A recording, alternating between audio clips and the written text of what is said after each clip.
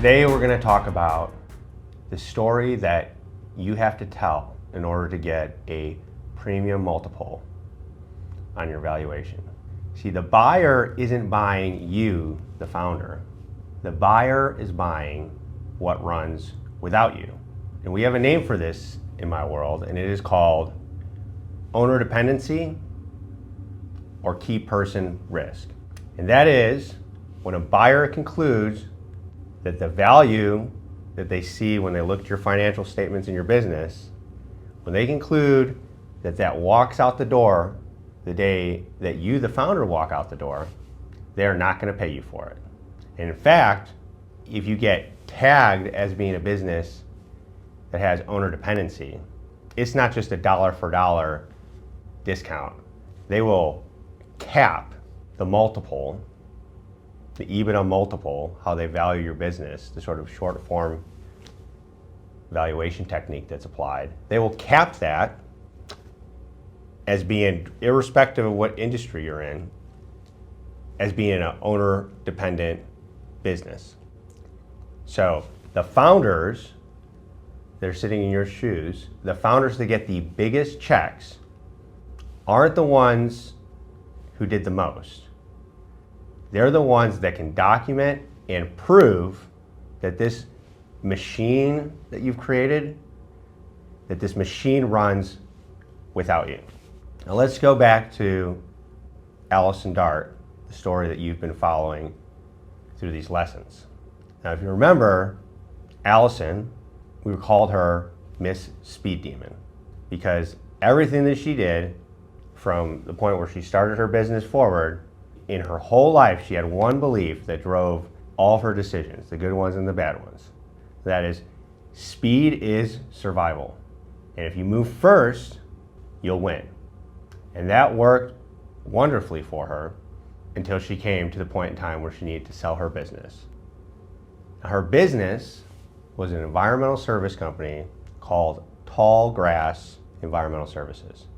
Now, this company was getting bigger and growing fast at the speed that even exceeded Miss Speed Demon's initial beliefs. They were running at $32 million in revenue, 85 employees, they had 3 regional offices, and 32 hazmat trucks, all starting back from a rented warehouse 12 years ago and 1 contract. And in that 12 years, it was going places. You're ready to sell, you sort of collected up the data, and now you're ready to reach out to potential buyers. You might have an M&A advisor here. If you're bigger, you might have an investment bank here, depending on what kind of money that you need.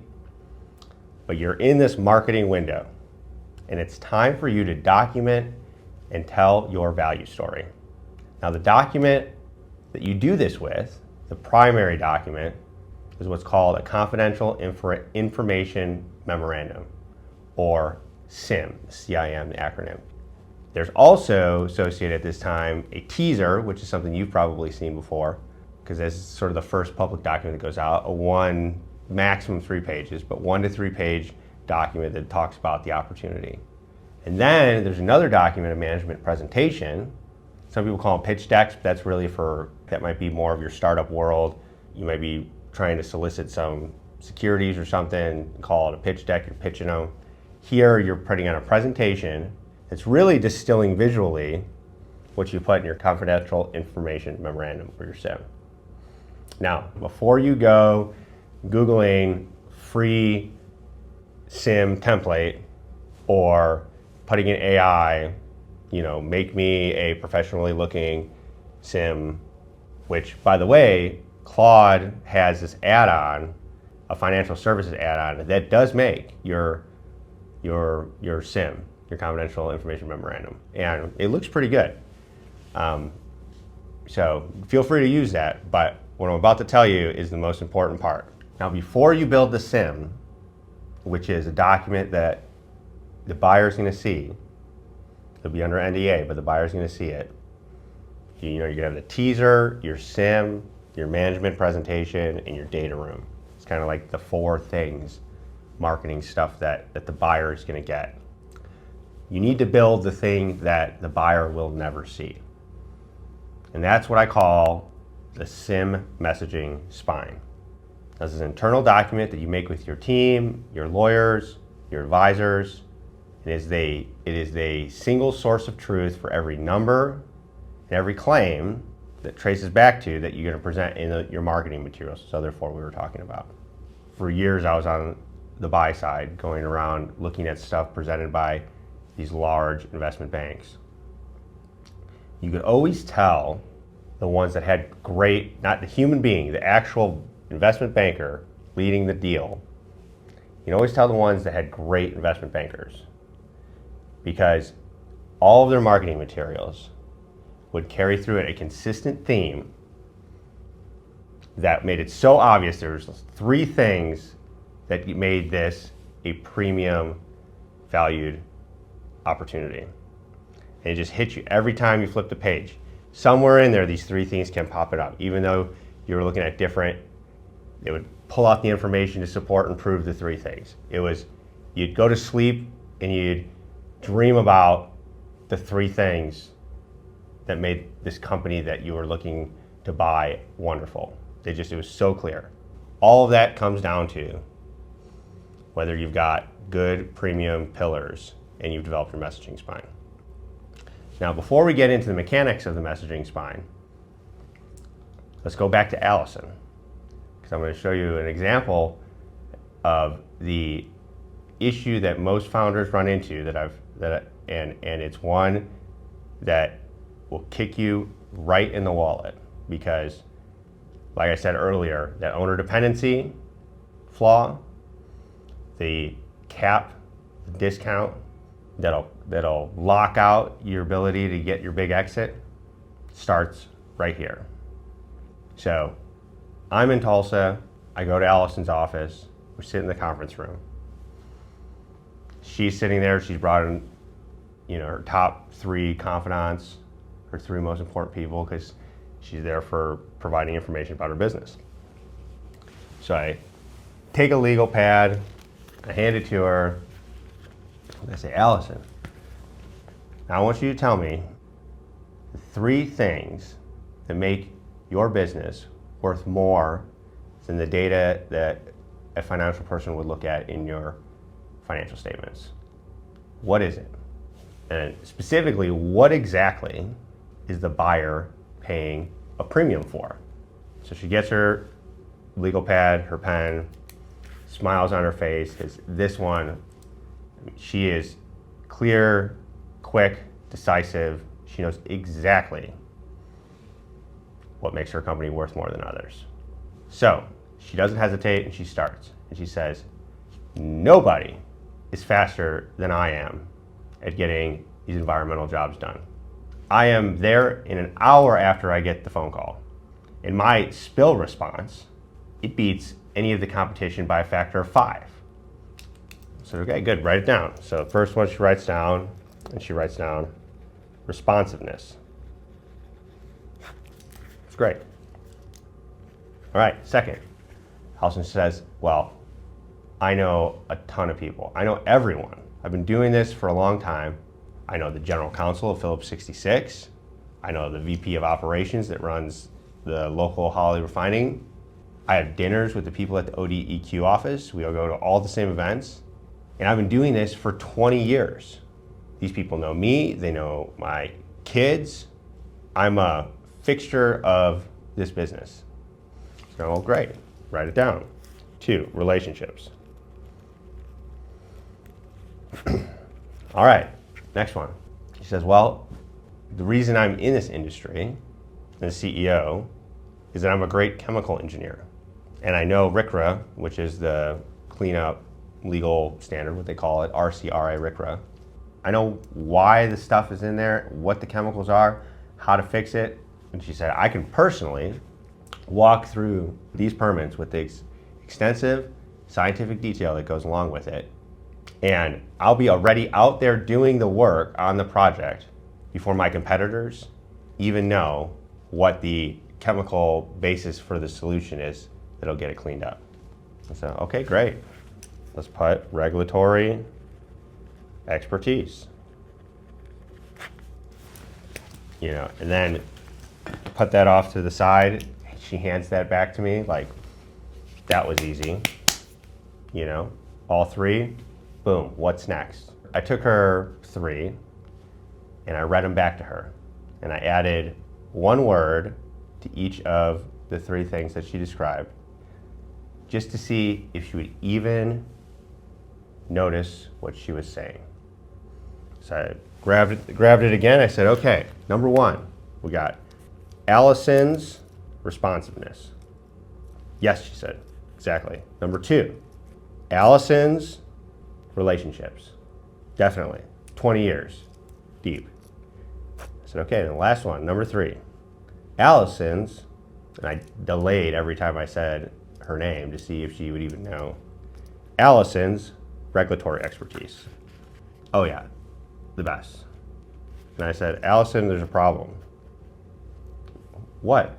I said, every single competitive advantage that you just mentioned there walks out the door the day the buyer buys this company and you leave. Allison's responsive, Allison's relationship, Allison's regulatory experience. All that value creating goodwill is the term for it. All that's gone. They'll never pay you for it.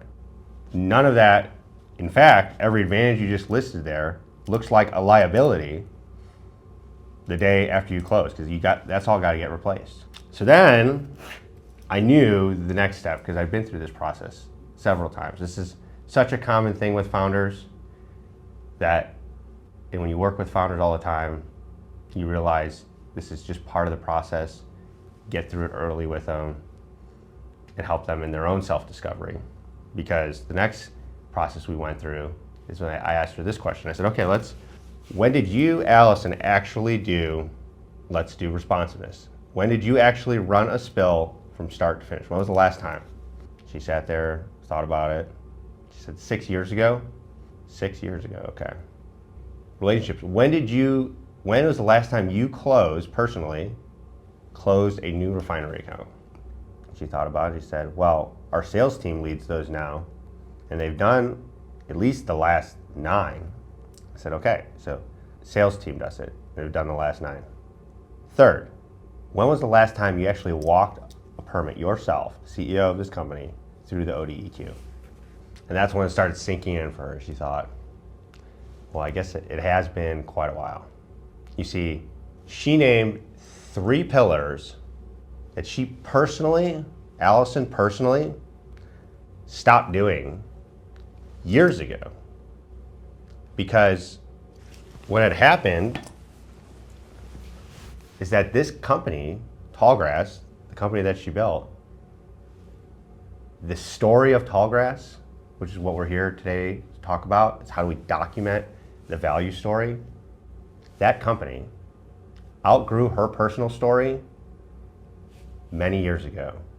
Fortunately, this means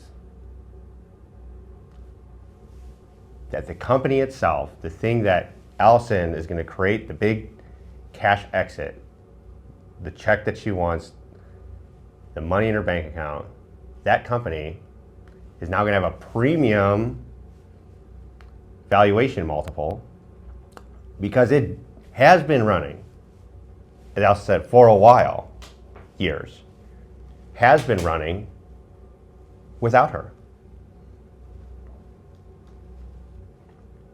What she was actually talking about is she was talking about a different company. She was talking about what she remembers when she was there every day. She was talking about the company that started 12 years ago. The company with $3 million in revenue, 1 warehouse, where Allison was the whole company, where it was founder-led, speed first. She did everything. That's the way these companies start. That's the way your company started. And that's great. And it's the only way these companies do get started, from my experience and watching this and doing this for a long time. They all have that similar story. But now Tallgrass is 32 million. I told you 32 million, 3 offices, 85 employees, and they've had 11 integrated acquisitions. They've purchased 11 smaller environmental shops to expand. And those people are now within the organization. and great people that now allow Alison not to be there every day. But listen closely, because this is the trap, and you are in it right now, whether you know it or not. The single most common and most expensive mistake that founders make in their exit of their founder-led companies is to sell the value of themselves in trying to get a premium price, their unique competitive advantage.